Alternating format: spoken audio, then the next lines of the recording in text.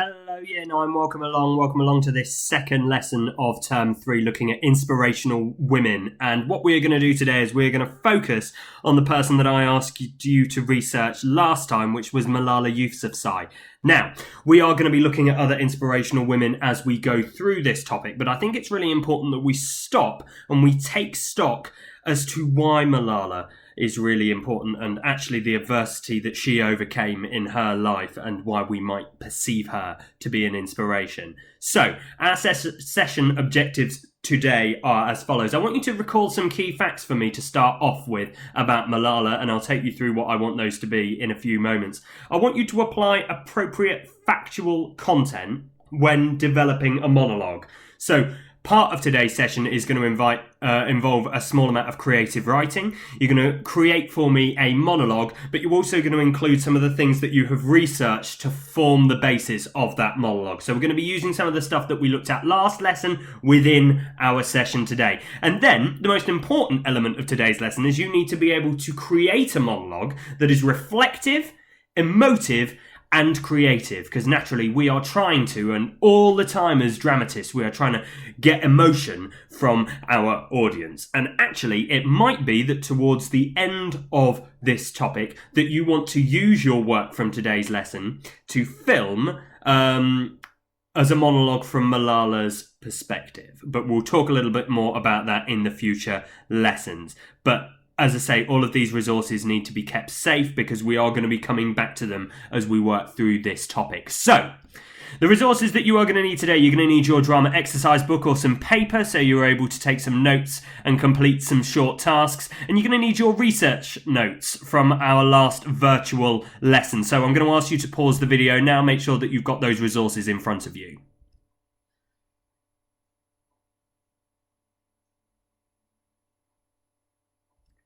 Okay, welcome back. Task number 1. Last week, I asked you to conduct some research into Malala.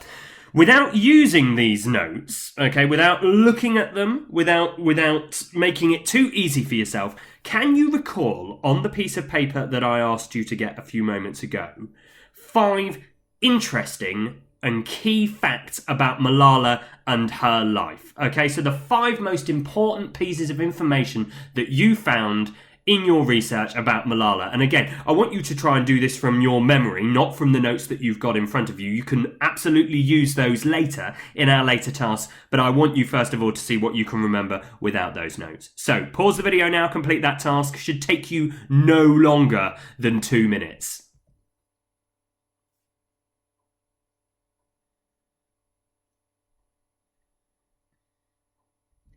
Wonderful. So, you have some facts and some pieces of information in front of you. Yours might be different to mine, and that is absolutely fine. I've got no issue with that whatsoever. But I'm going to take you through some of the factual pieces of information that I thought were really important and really interesting. So let's start, hopefully in chronological order. Malala, she was born on the 12th of July 1997 in the Swat district of Pakistan's northwest province. So I'm not going to try and pronounce that, but yeah, absolutely. So she was born on the 12th of July 1997 in Pakistan. Okay. In 2009, Malala wrote a blog for the BBC outlining girls' education in Pakistan, and it was from a student's point of view. Okay, so from her perspective as a girl who was being educated in Pakistan. It was reasonably critical, quite honest, I think, of the system. It was reasonably critical of the system because actually lots of schools were being closed down. Lots of female schools, anyway, were being closed down in that time in her region in Pakistan. And actually this angered many, many people in the Taliban and actually led to probably the key turning point in Malala's life. So I'm going to direct you to the purple piece of text now. So on the 9th of October 2012, a Taliban gunman shot Yousafzai as she rode home on a bus after taking an exam.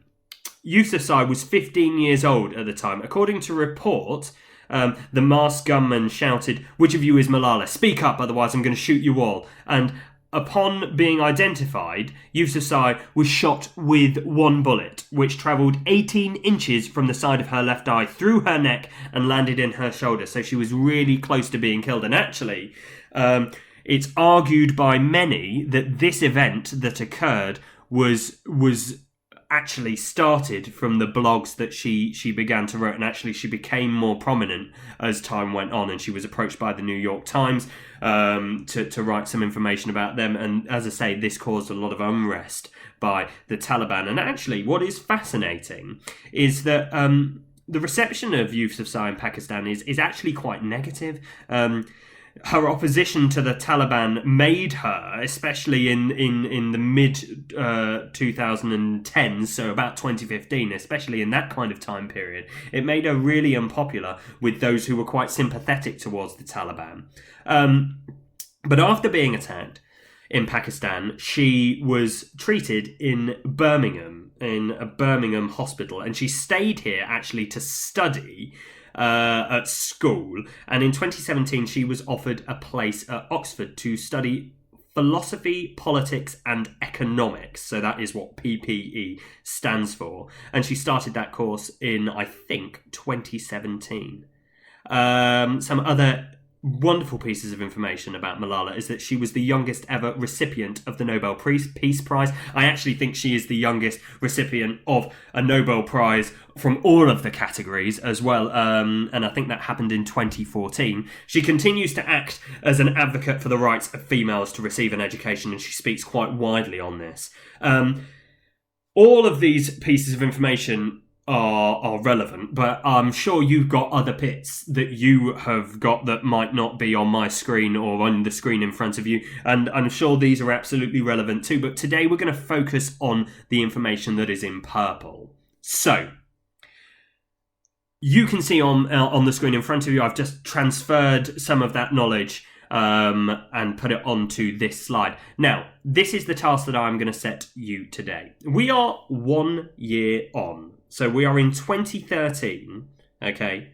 And it's 1 year on since the dreadful event that has taken place of Malala being shot on a bus after taking an exam. Malala is now living in Birmingham and attending her local school. I would like you to do the following. I'd like you to write a monologue from Malala's perspective, reflecting on that day and her experiences as a female in Pakistan leading up to that day. So actually, it's really important that we can talk about that time period, but actually it might be that there are other pieces of information. So you might want to talk about, her writing and from her perspective, you could give me the pressures that she was under, the pressures that her father was under in that time period. So it might be that you want to go beyond that day. Now, what I'm looking for in this monologue is as follows. The success criteria is, and you can see it on the front of you, on the screen in front of you in red. The monologue should be approximately 3/4 of a page long to 1.5 pages long. Now, it might be that you've got really big handwriting. 1.5 pages is quite easy. It might be that you've got quite small handwriting, 3/4 of a page. I don't really want anybody to go past 1.5 pages, okay? Because we are actually might be, and it might be that you are going to do this, you are going to turn this into a monologue that is performed, and if we go for too long, it will either be really difficult to learn, or really difficult to engage your audience. You don't want to do these things for too long. Now, on the second bullet point, you can see the things that I want you to write about. So the attack, the day that took place, how she felt, her reflections on that moment in her life, her immediate feelings at the time. So how she felt. Be really important. It's really important that you don't just tell me what happened. Tell me how she felt. Put yourself in her shoes. Why she believes that attack happened. What was it that she had done? Who had she irritated? Why was she victimized in that way? And why did the Taliban want to silence her? An overview of her life in Pakistan from that point, or up to that point, should I say, and how she now feels about the event 1 year on. So there's a good few things that you can make reference to in there. They are not an exclusive list. You are more than welcome to write about other things as well, but that bullet point is really there to help you with the content, with the things to include in that monologue. And then finally, you can use your research to include other details you feel are relevant to the situation, to the scenario that I have given you. So absolutely use that research, be really informative, give me moments in time and talk to me about how she felt about those. So again, it's a piece of creative writing, all right? But we're doing it in a monologue perspective. Now, for those of us who don't know what a monologue is, it is. In theatre, a monologue is a speech presented by a single character, most often to express their mental thoughts out loud. Quite like a thought track. For those of you who are taught by me, you will know what a thought track is. Though sometimes it's just spoken directly to one character or to the audience. So again, it just involves you, which is really, really useful because naturally we're at home. We don't have the flexibility of acting with other people at the moment. So, but just for today, I don't want any filming. I don't want any recording. I just want you to write the monologue. Okay? So that task hopefully is really clearly presented on the screen in front of you. Now, what I would like you to do for the remainder of today's session, I'd like you to complete that monologue, and you can go back and you can listen to that again if you need to. Now, your class teacher who has sent you the resources for this lesson will have given you a due date and explained the way that you need to submit that work. Please make sure that that due date is adhered to.